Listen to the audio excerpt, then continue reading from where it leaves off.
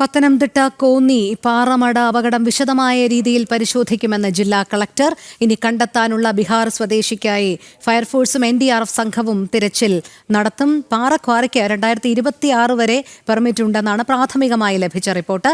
Geology വകുപ്പിനോട് കൂടുതലായി പരിശോധന നടത്തി റിപ്പോർട്ട് സമർപ്പിക്കാൻ നിർദ്ദേശിച്ചിട്ടുണ്ടെന്നും ജില്ലാ കളക്ടർ പറഞ്ഞു.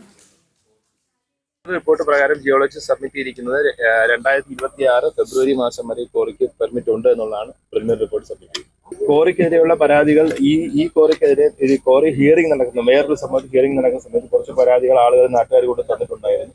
അപ്പം അന്ന് ഇവിടെ ഈ കോറിയിലെ പെർമിഷൻസും കാര്യങ്ങളും എല്ലാം ഉണ്ടെന്ന് അന്വേഷിക്കാൻ വേണ്ടി നമ്മൾ പൊല്യൂഷൻ കൺട്രോൾ ബോർഡ് റിപ്പോർട്ട് കൊടുത്തിട്ടുണ്ട്. കോറി കൃത്യമായിട്ടുള്ള മാനദണ്ഡങ്ങൾ പാലിച്ചാണ് പ്രവർത്തിക്കുന്നത്. അതിന്റെ report pollution control board report പറഞ്ഞ പ്രകാരം എന്ന് പറഞ്ഞാൽ ഈ കോറിയിൽ നിന്നും വെള്ളം പൊല്യൂട്ട് ചെയ്യുന്നു, അത്തരം കാര്യങ്ങളൊക്കെ ആയിരുന്നു റിപ്പോർട്ട് ഉണ്ടായിരുന്നു. പക്ഷെ അങ്ങനത്തെ ഒന്നും ഇല്ല എന്നാണ് അന്ന് റിപ്പോർട്ട് വന്നത്.